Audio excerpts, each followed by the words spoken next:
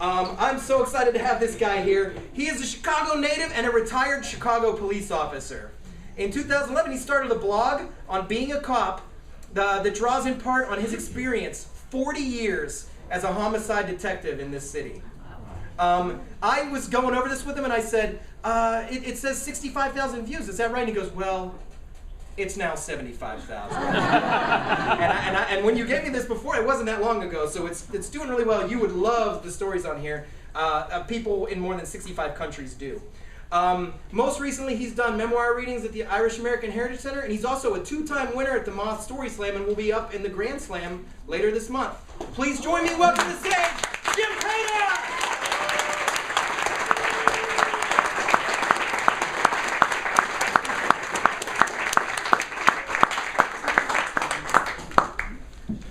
I'd like to tell you some stories tonight about those dumb little things that we do almost every day without thinking.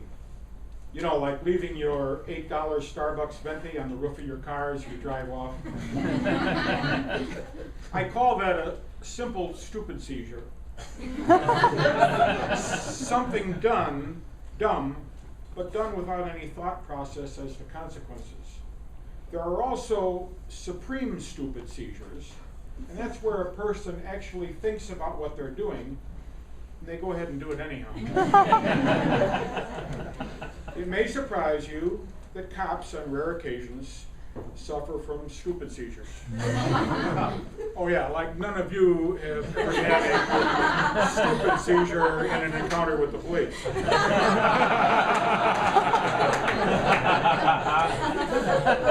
When I was a patrolman on the near north side, Dearborn Street changed from a two-way to a one-way street. I was working evenings, and that was my assigned beat. I stopped the occasional careless driver who missed the new signs. I had absolutely no intent on writing many tickets. I'd just be giving warnings. Because, you see, I knew that sooner or later I would come upon a driver who would suffer a simple stupid seizure, and he would get the ticket.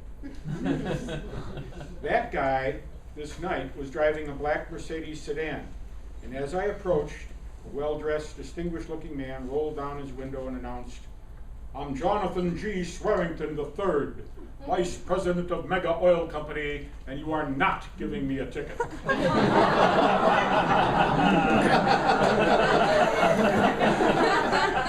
said, "Well, I'm James R. Padar I, patrolman, 18th District, watch me."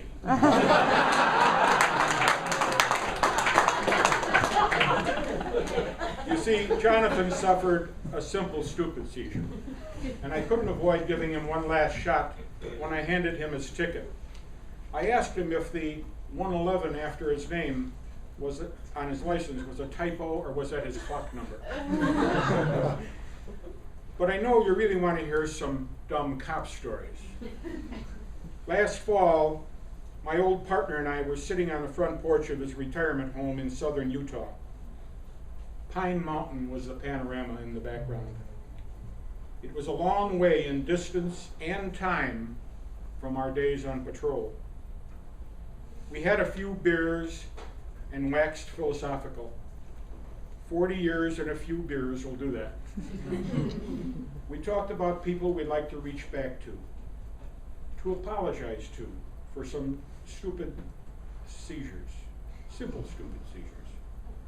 I don't know if there are any current cops in here tonight, but if there are, let me tell you that after 40 years, your perspective will change.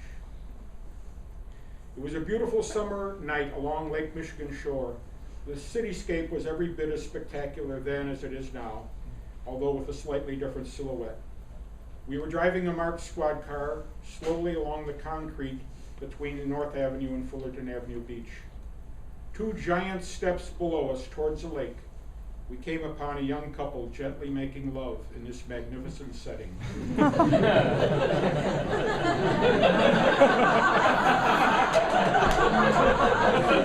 getting ahead of me here.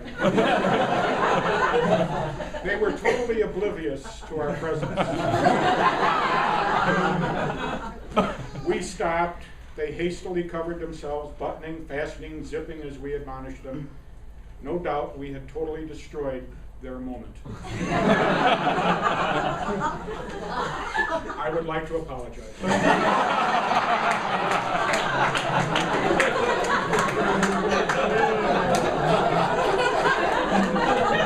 What harm would it have been to smile to ourselves and drive slowly past this idyllic scene? Now, most of the crowd here is too young for that to have been you, but it might have been your parents or grandparents even. You might want to ask them, or not. But if you do, and they admit it, tell them I'm sorry. One last story. It was a very quiet Sunday morning, and John and I were sitting in our squad at the west edge of our district. Attention cars in 18 and on the citywide, there's a 10-1, 925 North Rush in the Pancake House. That's a police officer calling for help, 925 North Rush. Now, I'll have to admit that most cops probably like to drive with lights and sirens, but they don't take it lightly.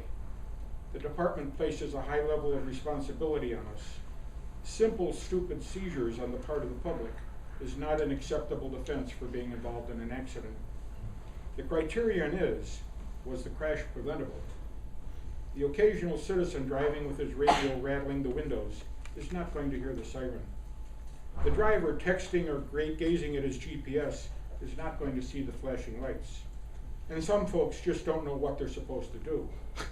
Oh, they'll get multiple tickets and that's what you'll read about. But what you won't read about is the suspension that the cop is going to take for failing to avoid drivers suffering simple, stupid seizures. There's no more serious call than an officer calling for help. Well, except maybe for a police chaplain calling for help. The Chicago Police Department has a group of men and women, a priest, a rabbi, deacons, other trained professionals, that regularly cruise the streets with us. And on very rare occasion, they've gotten into a spot where they need help. But when you're responding to chaplains calling for help, hey, what could happen? God's got to be on our side, right? But this call was not chaplains, so caution was in order. We dumped the coffee, I hit the Mars light and the siren switch. John, riding shotgun, tightened his seatbelt for the first time during that tour of duty. It was 10 a.m. Sunday morning. How bad could it be? We headed east on Division Street, siren wailing. A supervisor came on the air, "Squad, get some more cars over here, we need help." What we didn't know at the time was that he had looked inside the Pancake House and discovered 4 NFL football players from our favorite home team who had decided, after an all-nighter on Rush Street, to trash the restaurant and then wipe it up with some police officers. Once we had about 20 cops on the scene, it would become a fair fight. Hey, that's how we do it.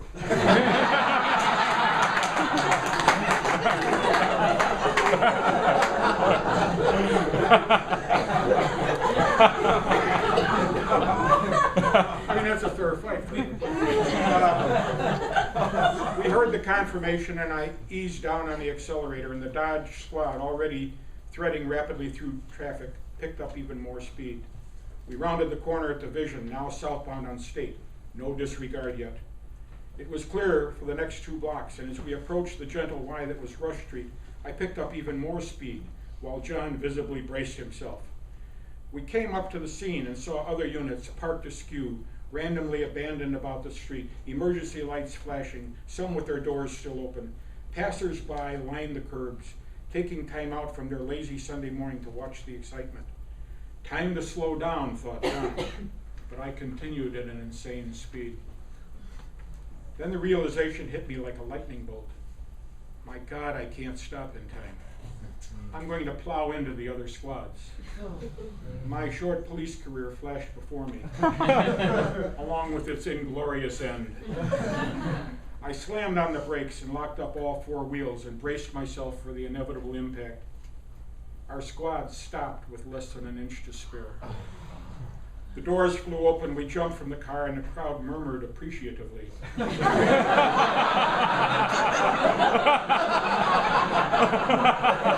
As if they'd just seen something outstanding. We ran towards a pancake house as John exclaimed, "Wow, that was cool." It was cool, way cool. And I thought to myself, nobody ever need know that what they had just watched was anything else but spectacular driving ability. It was a classic, simple, stupid seizure. The only thing that could possibly make it a supreme stupid seizure is if years later I were to get up in front of 100 people and tell them what really happened.